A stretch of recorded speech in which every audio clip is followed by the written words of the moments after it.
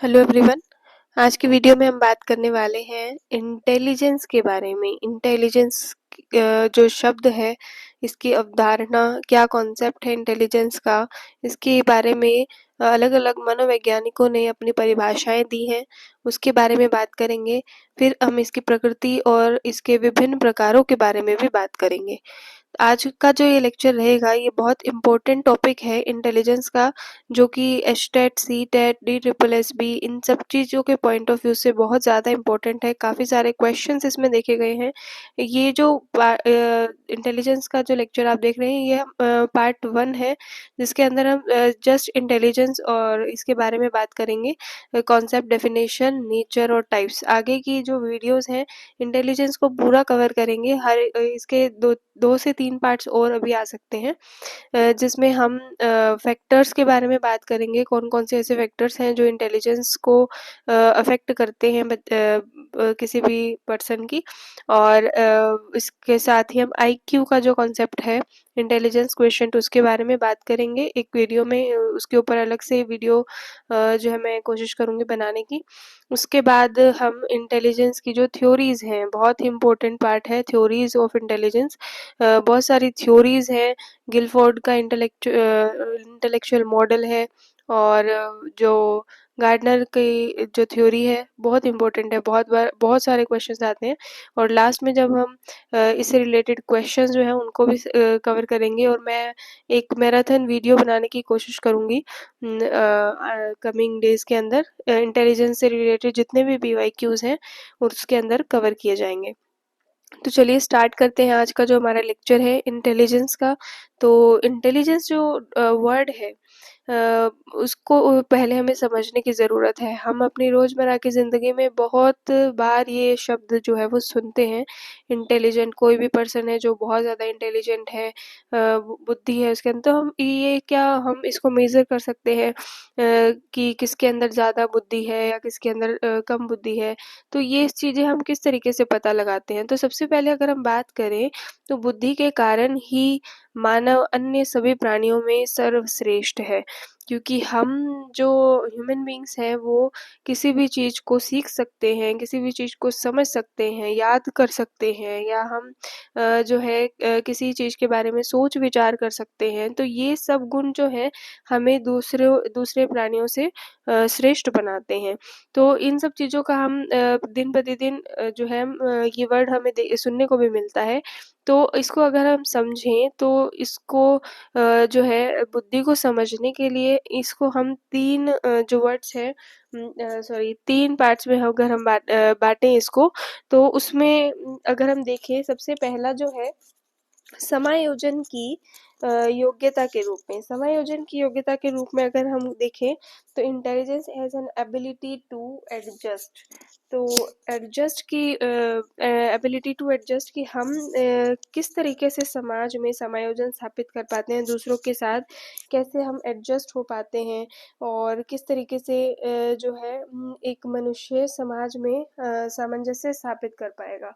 और दूसरा अगर हम बात करें, intelligence as an ability to learn, सीखने की योग्यता, किसी भी चीज़ को हम कितना जल्दी सीख पा रहे हैं, कोई भी कॉन्सेप्ट है उसको कितना जल्दी लर्न कर पा रहे हैं। और हम बात करें चिंतन योग्यता के रूप में, बुद्धि यानी कि किसी भी चीज़ को सोचने समझने की क्षमता, सोच विचार करने की, चिंतन करने की क्षमता।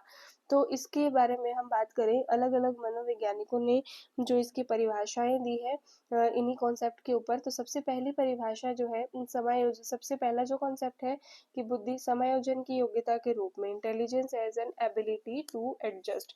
तो इससे रिलेटेड जो कॉन्सेप्ट है, जो परिभाषा है, वो किसने दी थी? सबसे पहले जो परिभाषा जो दी गई है, वो स्टर्न के द्वारा दी गई है। स्टर्न ने जो है अपनी परिभाषा में बताया है। एक और बात की, ये जो परिभाषाएं यहाँ पर मैंने लिखी हैं, जो ये बहुत इम्पोर्टेंट है, और प्रीवियस क्वेश्चंस में बहुत बार ये परिभाषा डायरेक्ट देखी गई है, और ये इससे रिलेटेड डायरेक्ट क्वेश्चन पूछा जाता है कि ये जो परिभाषा है किसके द्वारा दी गई है। तो इन परिभाषाओं को बहुत अच्छे तरीके से समझने की कोशिश करें और याद करने की कोशिश करें, ताकि एग्ज़ाम में आपको डायरेक्ट ये क्वेश्चन मिले तो आप उसको अच्छे से अटेम्प्ट कर पाए। तो सबसे पहली जो परिभाषा है वो स्टर्न के द्वारा दी गई है। इन्होंने बुद्धि को समायोजन की योग्यता के रूप में माना था और उन्होंने कहा कि बुद्धि जीवन की नई परिस्थितियों तथा समस्याओं के अनुरूप सामान्य समायोजन योग्यता है, यानी कि intelligence is a general adaptation to new condition and problems of life. यानी कि हम कोई भी मनुष्य या कोई भी ह्यूमन बीइंग जो है किस तरीके से किसी भी नई परिस्थिति में वो समायोजन स्थापित कर पाता है, उसके अंदर कितनी क्षमता है समायोजन स्थापित करने की, कितनी जल्दी वो किसी नई कंडीशन के अंदर एडजस्ट कर पाएगा या उसके लाइफ में कोई भी प्रॉब्लम है तो उसका वो सोल्यूशन निकालने की कोशिश करेगा। दूसरी जो डेफिनेशन है वो वर्ट ने दी है। वर्ट के अनुसार बुद्धि अपेक्षाकृत नई परिस्थितियों में समायोजन करने की जन्मजात क्षमता है। Intelligence is the innate capacity to adapt new situation, यानी कि हमारे अंदर जो क्षमता है किसी भी नई सिचुएशन के अंदर एडजस्ट करने की, उसे हम क्या कहते हैं, बुद्धि कहते हैं। नेक्स्ट जो डेफिनेशन है क्रूज के अनुसार बुद्धि नई तथा विभिन्न प्रकार की परिस्थितियों में समुचित रूप से समायोजन करने की योग्यता है। Intelligence is the ability to adjust to new and different situation. वही बात है कि हम इंटेलिजेंस किसको बोल रहे हैं, it is the ability to adjust new and different situation. किसी भी सिचुएशन में किस तरीके से एक ह्यूमन बीइंग एडजस्ट कर पाता है, वही एबिलिटी जो है इंटेलिजेंस कहलाती है।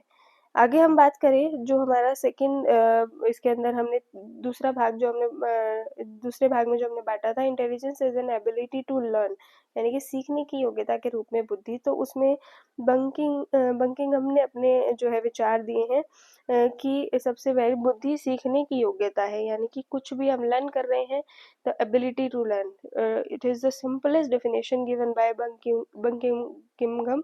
Intelligence is the ability to learn, बुद्धि जो है सीखने की योग्यता है। फिर जो दूसरी डेफिनेशन है वो दी है डियर बॉर्न ने। डियर बॉर्न के अनुसार बुद्धि अधिगम करने की क्षमता तथा अनुभवों से लाभ उठाने की योग्यता है, यानी कि it is a capacity to learn और प्रॉफिट बाय एक्सपीरियंस। तो हम अपने अनुभवों से किस तरीके से सीखते हैं, अनुभवों से सीखना, हमें जो रोजमर्रा की जिंदगी में नए नए एक्सपीरियंसेस हो रहे हैं तो वो एक्सपीरियंसेस से हम कितना कुछ सीख पा रहे हैं और किस तरीके से उन्हें अपनी लाइफ में यूज करते हैं, किस तरीके से हम उनसे ज़्यादा से ज़्यादा सीखने की कोशिश करते हैं ताकि हमें कुछ ना कुछ लाभ जो है उससे मिले। तो intelligence is the capacity to learn और प्रॉफिट बाय एक्सपीरियंस। फिर आगे हम बात करें कि थर्ड जो हमारा पार्ट था, intelligence is a as an ability to think abstractly, यानी कि चिंतन योग्यता के रूप में, सोच विचार करने के रूप में बुद्धि। तो इसमें सबसे इम्पोर्टेंट डेफिनेशन जो है वो दी है बिने के अनुसार, बुद्धि बोध पर आधारित खोज परखता जो उचित ढंग से तर्क करने तथा उचित ढंग से निर्णय करने से इंगित होती है, उसके रूप में व्यक्त की जा सकती है। यानी कि इन्होंने टोटली ये बताया कि जो इंटेलिजेंस है वो हम किस तरीके से किसी भी चीज़ के बारे में हम जो है जजमेंट कर पा रहे हैं या किसी भी चीज़ के बारे में हम करेक्ट डिसीजन ले पा रहे हैं, वो डिसीजन लेने की क्षमता जो है वो बुद्धि कहलाती है। फिर जो डेफिनेशन है वो टर्मन ने दी है। नेक्स्ट ये भी बहुत इंपॉर्टेंट है, काफ़ी बार एग्जाम में डायरेक्ट पूछी गई है, बहुत important, most important definition Terman के द्वारा। और टर्मन ने जो है आईक्यू का क्लासिफिकेशन भी बहुत अच्छा दिया था, उसके बारे में भी आने वाली वीडियो में हम बात करेंगे कि it is an ability an individual intelligent in proportion as he is able to carry on abstract thinking, यानी कि एक व्यक्ति उसी अनुपात में बुद्धिमान होता है जितनी उसमें अमूर्त चिंतन करने की योग्यता है। अमूर्त चिंतन यानी कि हमारे सामने कुछ भी कोई भी चीज़ नहीं है लेकिन हम उसके बारे में सोच विचार कर पा रहे हैं। मूर्त चिंतन यानी कि हमारे सामने कोई चीज़ है, प्रत्यक्ष रूप से हम उसे देख भी पा रहे हैं और फिर हम उसके बारे में सोच विचार कर पाना। तो हम यहाँ एब्स्ट्रैक्ट थिंकिंग की बात कर रहे हैं, अमूर्त चिंतन की अगर उसमें योग्यता है तो उतना ही वो व्यक्ति बुद्धिमान होगा। फिर आगे हम बात करें, अगर हम इसकी सारी डेफिनेशंस को मिलाकर एक कॉम्प्रिहेंसिव डेफिनेशन बनाने की बात करें तो इसमें बहुत इम्पोर्टेंट डेफिनेशन जो है वो वेचलर के द्वारा दी गई थी। वेचलर ने जो है अपनी डेफिनेशन में बताया कि intelligence is aggregated global capacity to of the individual to act purposefully, to think rationally and to deal effectively with his environment. कि हम बुद्धि क्या है, किसी व्यक्ति के द्वारा कोई भी उद्देश्यपूर्ण ढंग से कार्य करने और उसके बारे में सोच विचार करने, तार्किक चिंतन करने तथा वातावरण के साथ प्रभावपूर्ण ढंग से क्रिया करने की सामूहिक योग्यता है। बहुत इंपॉर्टेंट डेफिनेशन है, कई बार इसे फिल इन द ब्लैंक्स के फॉर्म में भी पूछा जाता है, इसे आप ध्यान रखें। नेक्स्ट डेफिनेशन है रॉबिन्सन के अनुसार, बुद्धि से तात्पर्य संज्ञानात्मक व्यवहारों के उस संपूर्ण वर्ग से है जो सूझ के साथ समस्या समाधान करने, नई परिस्थितियों से अनुकूलन करने, अमूर्त ढंग से सोचने तथा अपने अनुभवों से लाभ उठाने संबंधी किसी व्यक्ति की क्षमता को इंगित करता है। यानी कि इसे भी हम इसी तरीके से समझें कि कम्प्रिहेंसिव एक व्यापक परिभाषा के रूप में, कि इसके अंदर सारी चीजें आ गई, कि सूझ के साथ समस्या समाधान करना, नई परिस्थितियों में समायोजन स्थापित करना, अमूर्त ढंग से सोचना, वो सब चीजें जो हमने पीछे पढ़ी, एक्सपीरियंसेस से लाभ उठाना, तो वो सारी क्षमताएं अगर किसी व्यक्ति में है तो वो व्यक्ति जो है वो बुद्धिमान है।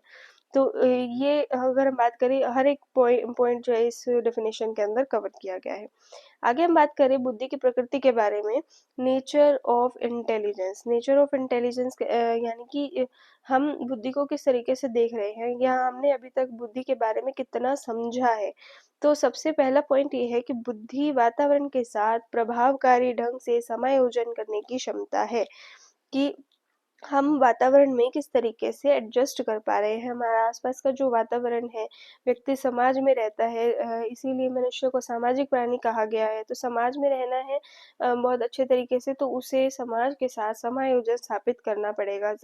समाज की जो आवश्यकताएं हैं, उसकी जो नीड्स एंड रिक्वायरमेंट्स हैं, और मनुष्य की जो नीड्स और रिक्वायरमेंट्स हैं, उस चीज़ को ध्यान में रखते हुए किस तरीके से अच्छे तरीके से हम उस समाज में एडजस्ट कर पाते हैं, आसपास के वातावरण में जो है वो एडजस्ट कर पाते हैं, वही एक अच्छे व्यक्तित्व की, हम कहें बुद्धिमत्ता की निशानी है। फिर हम बात करें कि बुद्धि सीखने की क्षमता है। अभी हमने पढ़ा intelligence is the ability to learn. फिर हम बात करें बुद्धि अमूर्त चिंतन करने की क्षमता है, यानी कि to carry on abstract thinking, यानी कि किसी भी चीज के बारे में सोच विचार कर पाने की क्षमता। फिर हम बात करें बुद्धि विभिन्न क्षमताओं का समग्र योग है। अभी हमने बात की कि हम किस तरीके से समायोजन स्थापित कर पाते हैं, या किस तरीके से हम जो है किसी भी चीज को सीख रहे हैं, समझ रहे हैं, और किसी भी चीज के बारे में सोच विचार कर पाना या अपने अनुभवों से सीखना, इन सारी क्षमताओं का योग ही बुद्धि कहलाती है। यह व्यक्ति की समस्या समाधान करने की योग्यता को प्रदर्शित करता है, यानी कि किसी भी समस्या का समाधान एक व्यक्ति कितने अच्छे तरीके से निकाल पाता है। फिर यह बुद्धि के विकास के लिए आनुवांशिकी तथा वातावरण दोनों ही उत्तरदायी कारक है। यानी कि हम दोनों फैक्टर्स जो है इंटेलिजेंस को अफेक्ट करते हैं, चाहे वो हेरिडिटी की बात हो या फिर एनवायरनमेंट की बात हो। ये दोनों ही कारक जो है बुद्धि के लिए उत्तरदायी हैं। इनके बारे में आगे भी हम अच्छे से चर्चा करेंगे। यह उच्च श्रेणी के चिंतन प्रक्रिया के लिए आवश्यक है, यानी कि हम किसी चीज के बारे में अच्छे तरीके से सोच विचार कर पा रहे हैं, तो उच्च श्रेणी के चिंतन प्रक्रिया के लिए बुद्धि जो है वो बहुत आवश्यक है। यह जटिल, कठिन, मितव्यय, अमूर्त तथा सामाजिक मूल्यों वाले कार्य करने के लिए योग्यता है। बुद्धि शाब्दिक भी होती है, अशाब्दिक योग्यता, यानी कि वर्बल और नॉन वर्बल दोनों तरीके की इंटेलिजेंस होती है, और इनको मेजर करने के तरीके भी अलग अलग हैं, वो भी हम बात करेंगे। बुद्धि में व्यक्तिगत विभिन्नताएं पाई जाती हैं, यानी कि इंडिविजुअल डिफरेंसेस की बात यहाँ पर की गई है, कि ये जो इंटेलिजेंस है, it may vary according to the heredity, according to the environment, it may vary person to person, यानी कि किसी व्यक्ति में कुछ ज़्यादा बुद्धिमत्ता है, कोई बहुत जल्दी एडजस्ट कर पाता है, कोई बहुत जल्दी सीख जाता है, कोई बहुत अच्छे तरीके से किसी चीज़ के बारे में सोच विचार कर पाता है, और दूसरा अगर नहीं कर पाता कोई व्यक्ति, तो it may vary, it may be according to the according to the person to person में वेरी। तो इसीलिए हम कह रहे हैं कि बुद्धि में व्यक्तिगत विभिन्नताएं पाई जाती हैं। आगे हम बात करें कि बुद्धि के प्रकार, टाइप्स ऑफ इंटेलिजेंस। तो यहाँ पर जो टाइप्स ऑफ इंटेलिजेंस यानी इनकी बात की गई है वो किसके द्वारा की गई है, मतलब ई एल थॉर्नडाइक, सॉरी यहाँ टी आएगा, ई एल थॉर्नडाइक ने बुद्धि को 3 वर्गों में विभाजित किया है। तीन वर्ग वो कौन कौन से हैं? सामाजिक बुद्धि, स्थूल बुद्धि और अमूर्त बुद्धि। ये बहुत इंपॉर्टेंट है। ये कि किसने 3 वर्गों में विभाजित किया? ई एल थॉर्नडाइक ने किया। और कौन कौन सी बुद्धि के बारे में उन्होंने बात की है? तो सोशल इंटेलिजेंस, सामाजिक बुद्धि, स्थूल बुद्धि और अमूर्त बुद्धि, ये तीनों इंपॉर्टेंट है। ऑप्शन में कोई चौथी और दे देंगे और पूछ लेंगे कि ई एल थॉर्नडाइक के द्वारा इनमें से कौन सा बुद्धि का प्रकार नहीं है। ये आया हुआ क्वेश्चन है, प्रीवियस ईयर क्वेश्चन है, तो इसीलिए आपको बता रही हूँ मैं। सामाजिक बुद्धि के बारे में, यानी कि सामाजिक बुद्धि से हम क्या समझते हैं कि व्यक्तियों को समझना और उनके साथ किस तरीके का व्यवहार करना है, इस तरीके की योग्यता जो है वो सोशल इंटेलिजेंस, सामाजिक बुद्धि कहलाती है। यानी कि सामाजिक बुद्धि अगर किसी व्यक्ति में है तो वो किसी के साथ बहुत अच्छे तरीके से, सरल तरीके से जो है समायोजन स्थापित कर लेता है, एडजस्टमेंट कर लेता है। जबकि अगर किसी व्यक्ति में ये सोशल इंटेलिजेंस जो है वो कम है, या किसी और कंपैरेटिवली अगर कम है, तो उसमें उसे थोड़ी सी कठिनाई होती है किसी और व्यक्ति से संबंध बनाने में, एडजस्ट करने में। तो अच्छे सोशल रिलेशन बनाने के लिए सोशल इंटेलिजेंस का होना बहुत ज़रूरी है। और किसी व्यक्ति में सोशल इंटेलिजेंस जो है वो सही मात्रा में है तो ऐसा व्यक्ति बहुत अच्छा लीडर बन सकता है।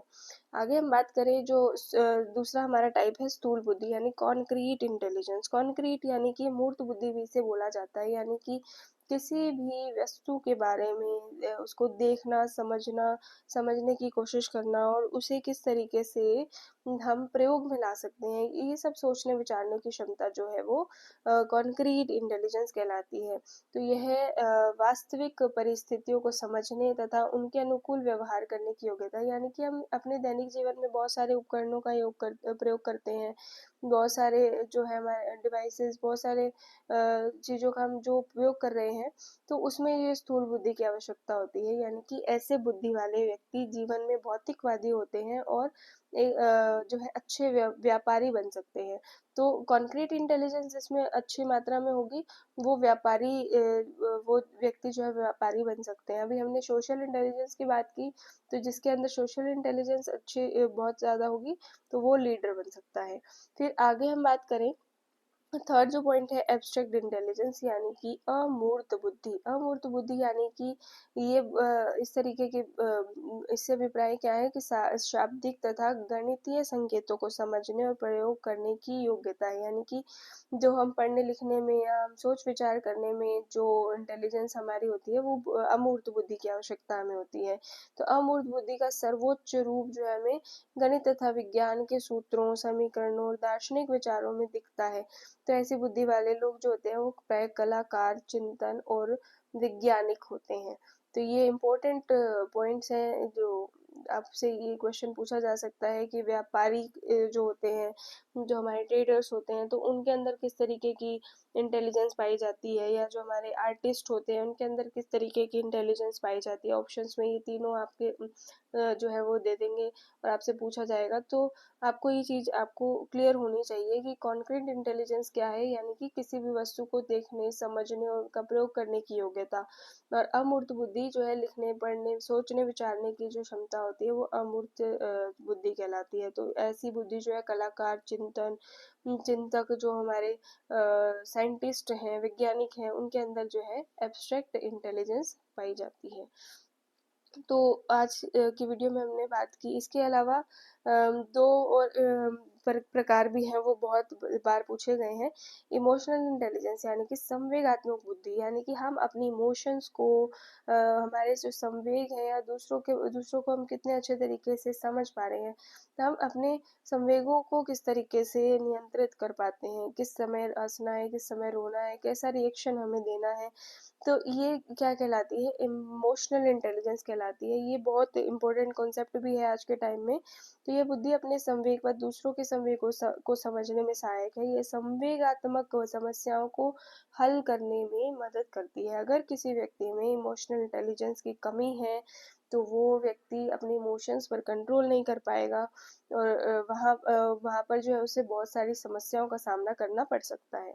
फिर हम बात करते हैं सेकंड जो टाइप है हमारा स्पिरिचुअल इंटेलिजेंस।